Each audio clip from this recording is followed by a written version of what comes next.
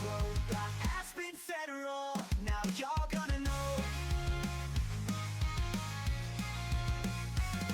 Black Hills whisper on that South Dakota wind. Aspen Uprooted got tails deep within. Wanna dig 'em up, bring 'em into the light. Financial fortune's gonna take flight. Aspen Uprooted, we're digging in deep.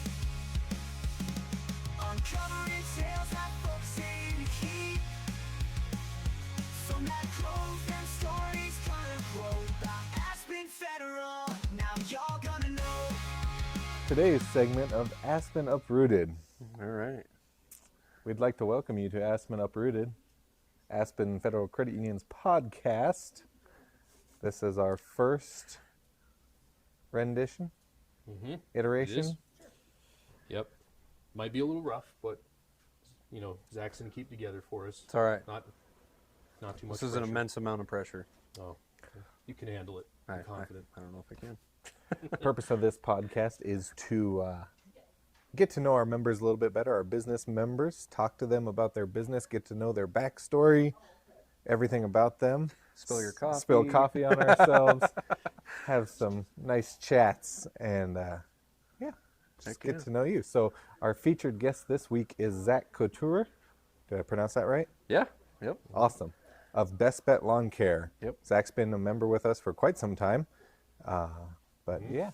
I opened your account, I believe, when you first joined about 5 years ago. Yeah. You did. Yep. It was awesome. Yeah. I could tell you had a great work ethic about you even back then. Just all the plans that you were talking about having and the places you wanted to go. So. Yeah. Absolutely.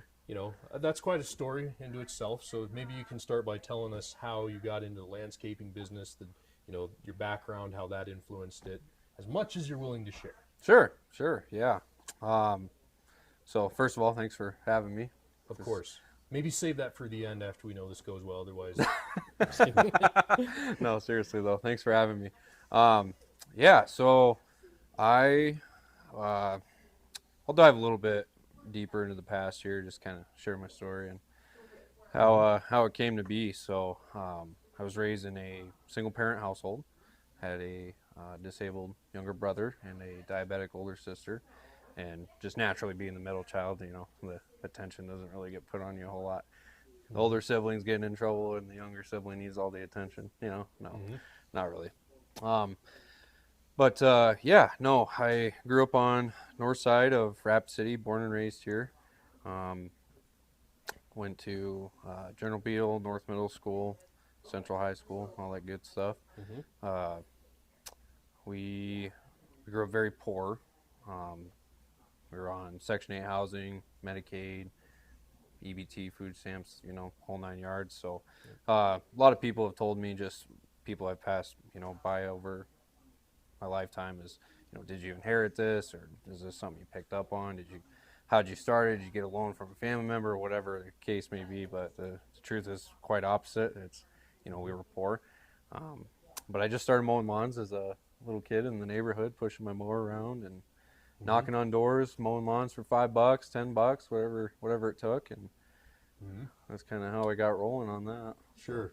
And just because I think the figure that you're probably going to give later for how many yards you're doing now, spoiler alert, it's a lot. But how many yards were you doing then, just when you started out? Just so we can compare the answer later. Man, a handful, 5, Handful. 4. Okay. Four on a good week, good month. Keep that number in mind. Yeah. 4 Yep. when you started out. Yep. Absolutely. Yep. So as you were growing up, were there any people that had a large impact in your life about giving you the encouragement you needed to pursue your dreams, if you will, or pursue the career path you wanted? Was there anybody who made a huge impact on you? Not necessarily early on. Early on, it was nobody, really. My grandma had a cleaning business back in the day, and that was about it. But there's only so much advice you can get from grandma. Sure. No offense, grandma. But honestly, it was a lot of Google, YouTube, how to start a business. And the way I was raised in my family's past history, it was kind of like you needed to fall into place because my family has a history of drug addiction, gambling, alcohol, all that good stuff. So I was kind of like destined for that, if you want to say it like that, or whatever. So it was like fall in line, pick your addiction kind of deal. So thankfully, I realized at a young age that that's not the route I wanted to take, and I wanted to do more in life than just that. So I didn't really have a lot of positive influences other than don't be like me. Sure. You know, was kind of the warning examples, kind of that. You yeah. So it wasn't always easy, but I didn't really have that. So I just eventually, when I was 15, I was like, yeah, I really want to just dive into this and start a legal, legitimate business outside of working at Taco Bell or Taco John's and Burger King. Sure. But it was just a summer gig. Did it through, as a kid. But then when I actually started the business legally when I was 15, that's when, got a little more serious, if you want to call it that. Sure. But, yeah. Yeah. So, and I don't mean to ask all the questions here. You're Mark. You fine. just cut in whenever you're ready. You're fine. But you did something before you got into landscaping. You kind of gotten into a little bit of a law enforcement career. How did you enjoy that part of your life? Spending time in was it juvenile detention center you were kind of working in? No, the Pennington County. Ah, okay. Pennington County Jail. Yeah, I was a correctional officer. Okay. I don't know if one's better than the other, to be honest, if it's juvenile or not. But no, so through high school, I was mowing lawns. Didn't do any landscaping, nothing like that. Drove my beat-up truck and had my mower in the back of my pickup. And in May, you'd get out of school and I'd go mow a couple lawns and go home, chalk it up there. But after high school, I wanted to do something in law enforcement, primarily a patrol officer. So when I got into college at Western Dakota Tech, I got a job at the Paynes County Jail, working the overnight shifts as a correctional officer. And I would go to school from 7:45 in the morning to 3:30 in the afternoon, and then I would go home, study or sleep for as long as I could, go to work again at 10:30, work there until 7 a.m. and do it all over again. yeah. So, yeah, it was awful. So being a correctional officer sucked. It's basically being a glorified babysitter.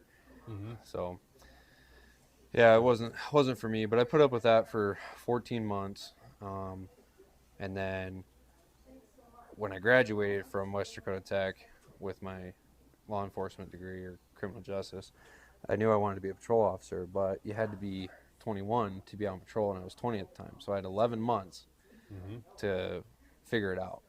And I just decided to go all in head first into starting Best Bet full-time. That was my first full-time season. Hired my first employee. It just totally skyrocketed. It took off like out of this world, something I never would have anticipated. And just by putting in that little bit more of effort into, advertising myself, who I am, what this company is, just totally skyrocketed. So yeah, I haven't looked back since. You have a pretty awesome story from where you came from and what you've gone through to get to this point. So thank you for sharing that with us. Yeah, the main thing is like you can't let your past define you, and the examples that I were able to understand at a younger age is what kind of set me and pushed me towards what I'm doing now and who I want to be and what I stand for, my morals and my values. So I'm thankful for it. I wouldn't have it any other way. It's unfortunate that that was like destined for me or a couple other family members, but it is what it is, man. Yeah. I think I relate to some of the things you said. And growing up, we had similar childhoods, I would say. Grew up poor. Yeah. My grandma probably tried to give me advice, but she mainly spoke French and was yelling at me in French, so I didn't understand most of it. It's just a lot of randomness. But I know you had mentioned before when I talked to you that you had some key role models throughout your childhood that really had a positive influence on you. You want to talk about that a little bit? Yeah, so the Club for Boys and the Black Hills Youth Football League. Sorry, my story is like kind of out of line here, but a lot of this has to do with timeline, man. It's crazy on how this all formed and came to be. But yeah, Club for Boys was a huge impact. It was a place I could go to get away from all the monotony of being at home and fighting and arguing and troubles and whatever. So that saved my life. And I actually know Mark Klein. He's the director of the Club for Boys now, and we talk frequently. And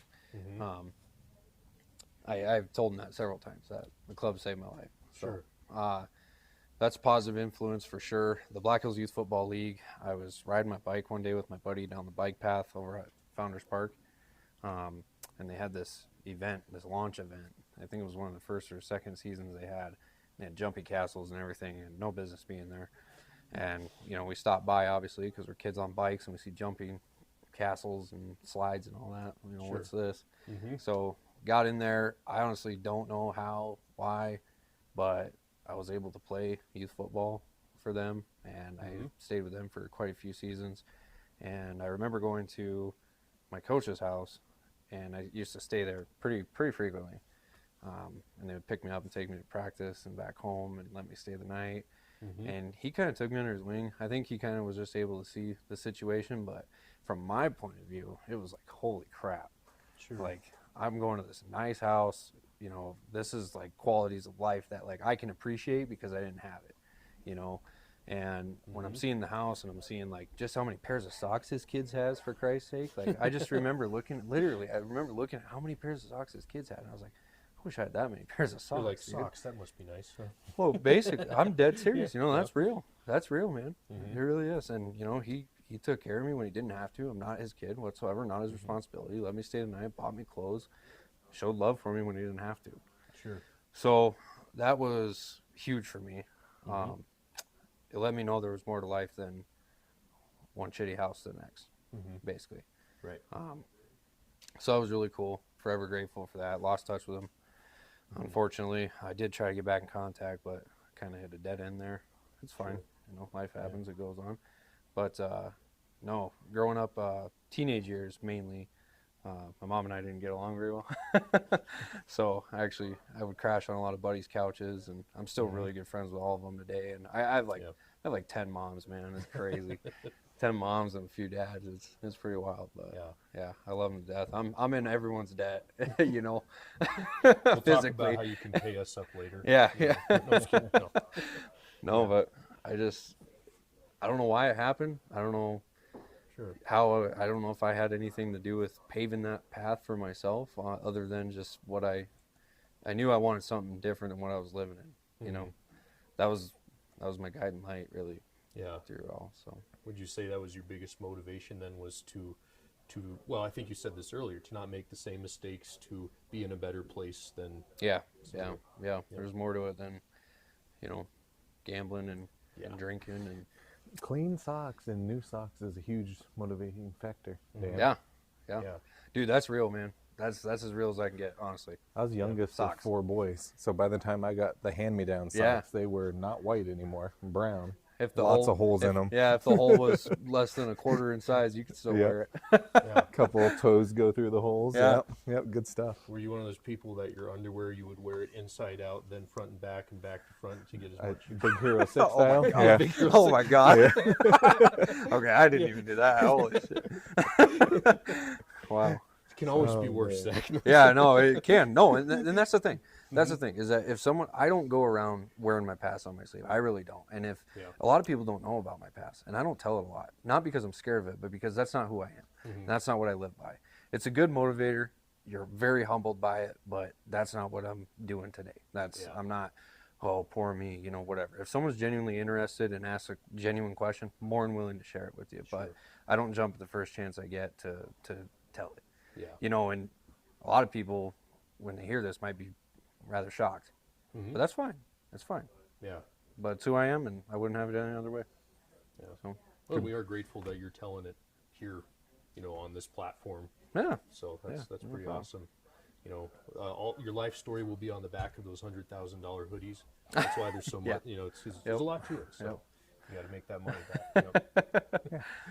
So, But, you know, we haven't asked you, so you did say you're, you know, Best Bet Lawncare, but maybe you just want to describe what are the different services you offer as Best Bet Lawncare. yeah. So, I mean, we've grown tremendously, and I didn't do all this on my own. I just want to be very clear about that. It takes a team of motivated individuals to get to where we're at today, and the size of our company, how we want to scale, where we're going, building the systems and the processes and the policies and procedures and everything. I mean, it just, it's not all done single-handedly. So I need to show some love for my team for sure, because they're part of the dream and the vision.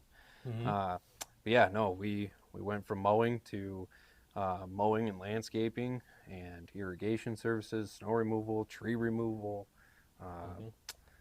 pretty much everything under the sun except for chemical lawn treatments is what we do. Gotcha. Yep. Okay. And I mean, there's stuff we don't mess with, like hardscape. We don't build pools. We don't do that. We're not those guys. But Sure. well, if we can't do it, I know someone that can. So Gotcha. yeah, pretty much everything though. Okay. Sure. What's Yeah. your service area currently? Rapid City. Yep, we're really focused on Rapid City. There's been talks about expanding to other markets in western South Dakota. That'll be coming down the pipeline. We're planning accordingly now, but for now it's Rapid City, basically a 20-mile radius outside of our shop area. So Cool. Yeah. How big's your team? it's myself and 12 others. Nice. So yeah. And if I remember right, you had mentioned earlier that when you first started, you hired one other person. That person is still with you Yeah. today, right? Yep. That original crew member. Yep. Yeah, his That's name's awesome. Ethan. He kicks butt for us and does his job well. And yeah, he's been with us ever since the start, really, because that 5 years leading up to that was myself, just doing it as a side hustle. And then here we are. Next month, May, it's going to be 10 years for us. Yeah. So 5 full-time years. It's just crazy to see where we started and where we're going between the two. So Now, to retain someone for that long, it says a lot about how you view your employees. And I know we had talked to you before when we were kind of talking about doing this interview with you. You talked about something I thought that was really pretty awesome, how you view your employees. I don't know if you want to kind of go into how you view your employees. Yeah. Well, How you first treat of them. all, first and foremost, I see them as people and not numbers and assets.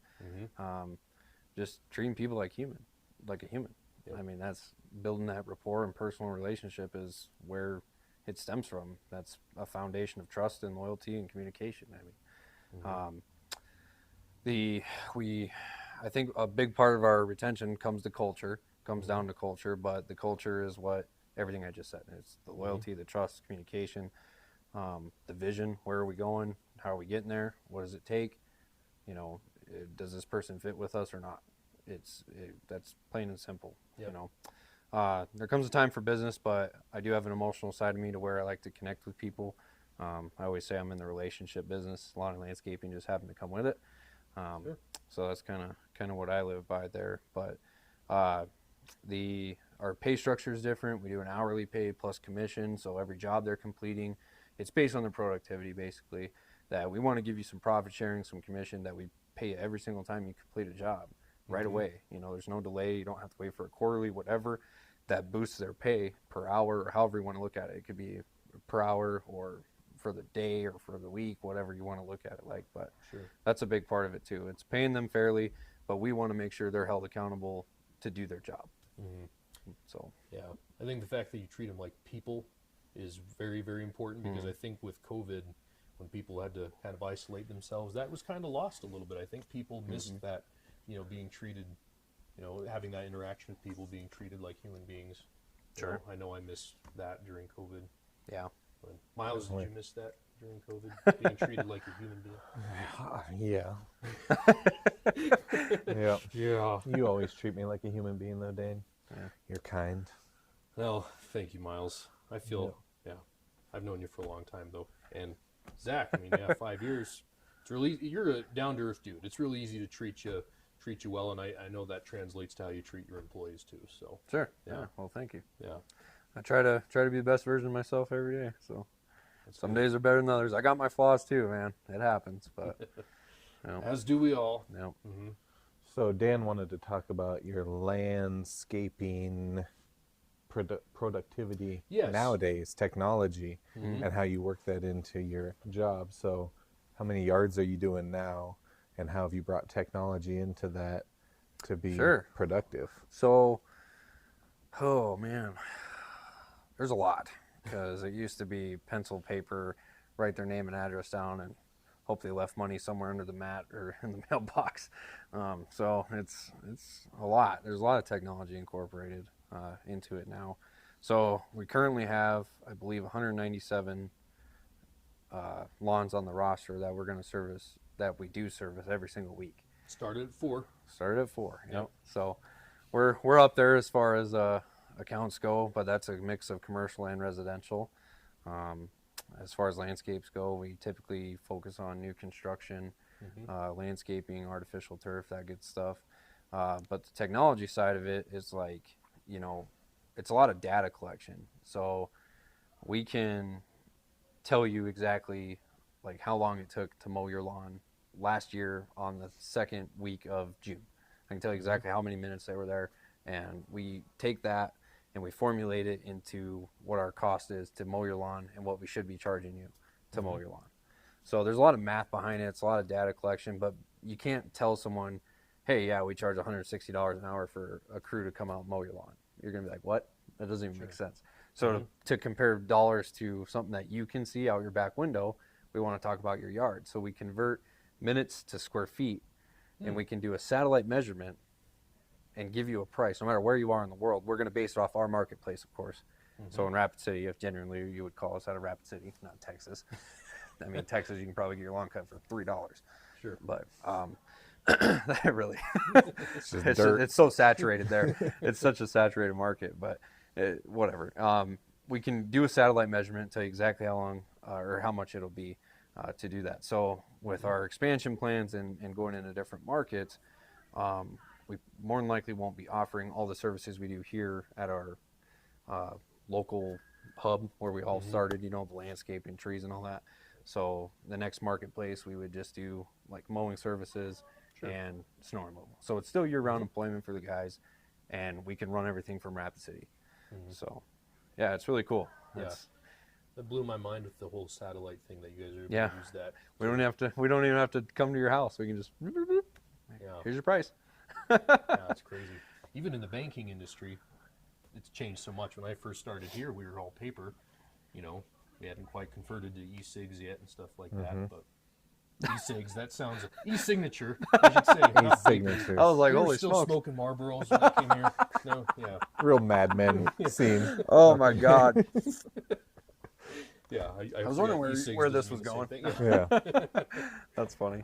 Yeah. So I think something our viewers might be interested in. Rapid City's growing exponentially. New construction, we see it going up everywhere. If you feel comfortable talking about this, I think a lot of people don't know when you buy a new construction home, you have to pay for the landscaping.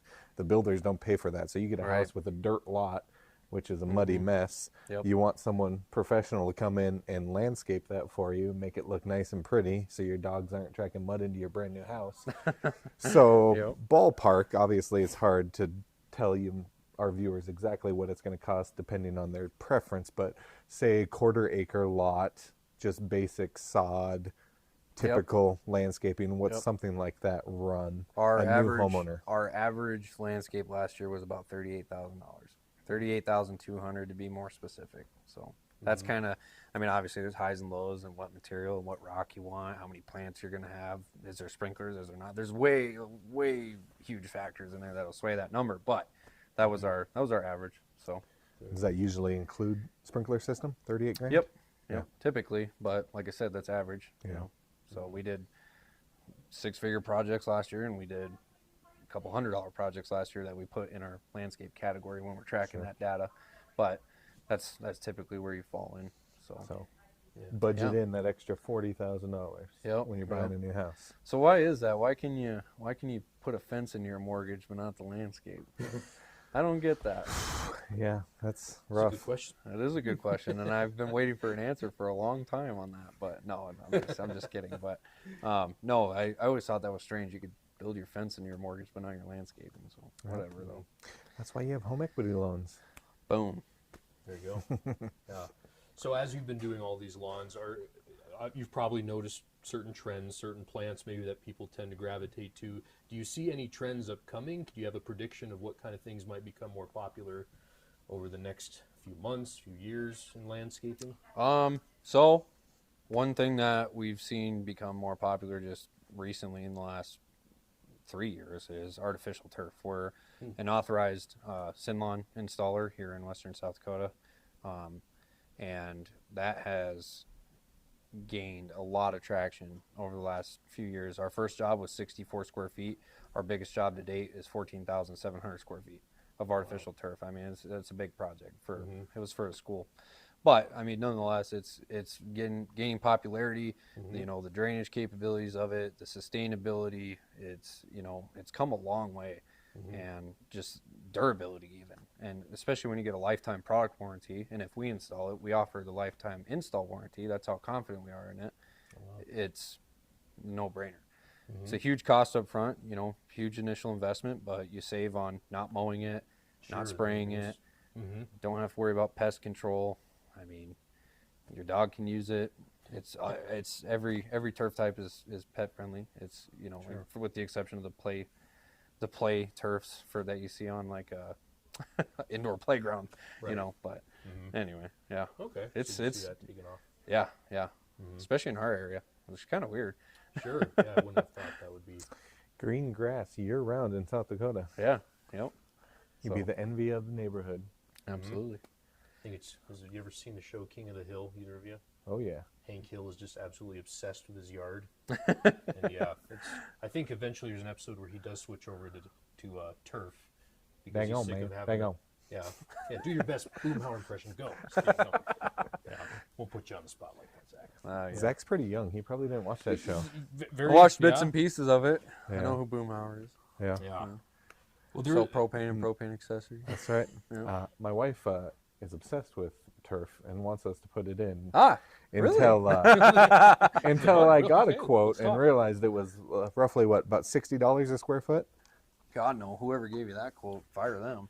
Well, that was with like the grading and the setup and Well, depending on everything. what's going on. Yeah. I mean, it's but you said 60 a square foot? Mm-hmm. No, God no. No, No, we're anywhere from $10 to $16 a square foot installed. it's much better. That's grading, that's your base material, compaction, the product, the installation, all that. So you should give me a call, is what I'm saying. Yeah, So there you go. self-educated now. 10 to Whoa. 16. Bam.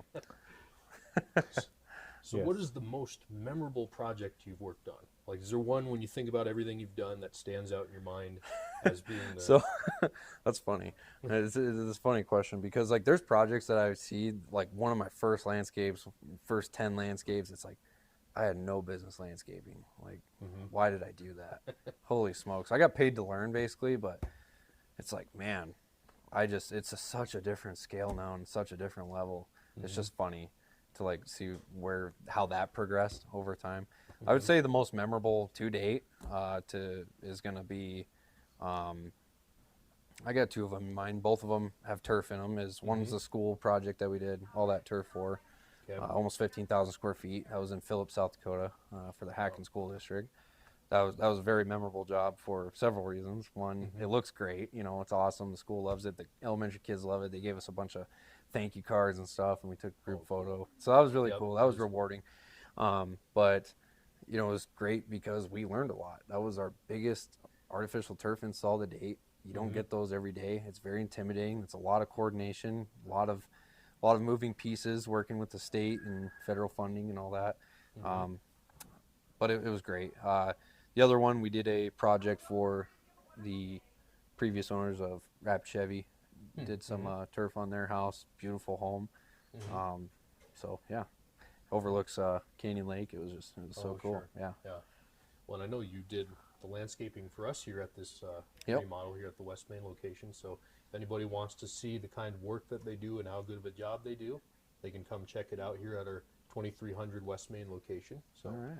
yeah. He tamed our hedges too. They were extremely overgrown, and now they look very nice. So, Yeah. They needed a haircut. yeah, they were mullet for sure. Yeah. Now they're nice and high and tight. Yep.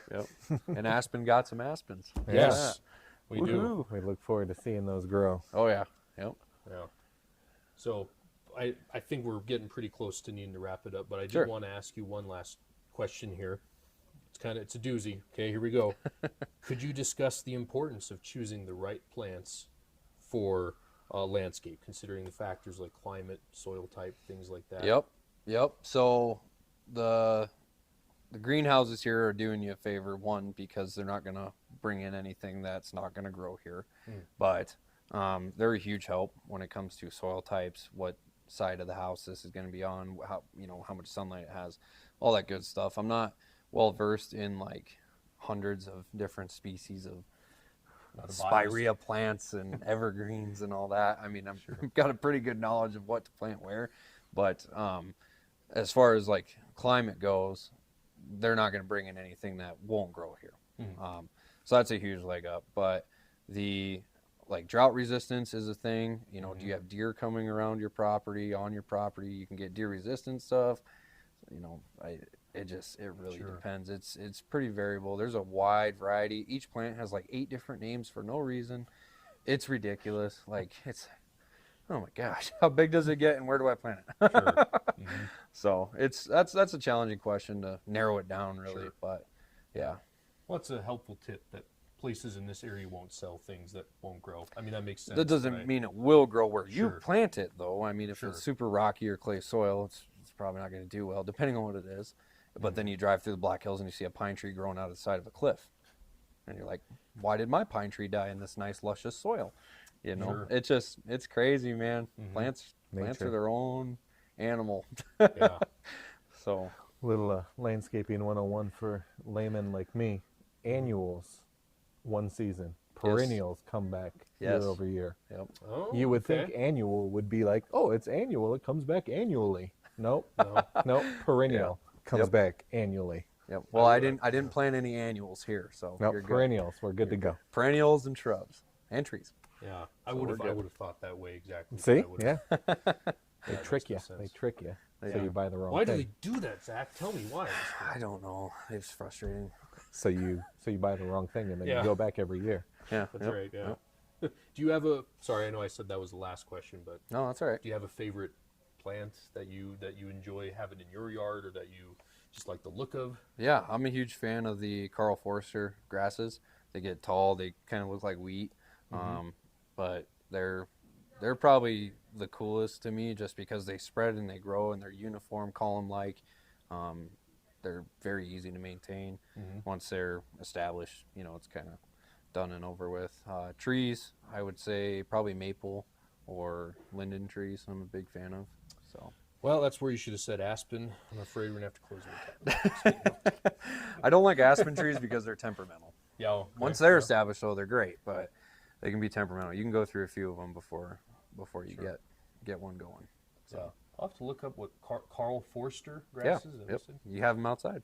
Oh, Yeah, so I don't need. I just can. I can go there show we you. go. Yeah, Okay. I'll show you after this. Now, is it best to cut grasses fall or spring, or not at all? You can do either or, just as long as they're dormant. That's typically what I would recommend. So out of the growing season, doesn't really matter.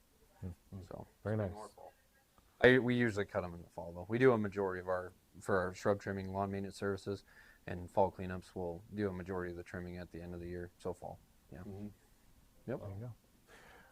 Well, we're going to wrap up this Alrighty. episode of Aspen Uprooted. But before we do, Zach, you want to tell our viewers how they can get a hold of you if they want to employ you for your fantastic services? Yeah. Oh yeah. So find us on Facebook and Google and what is it? Instagram.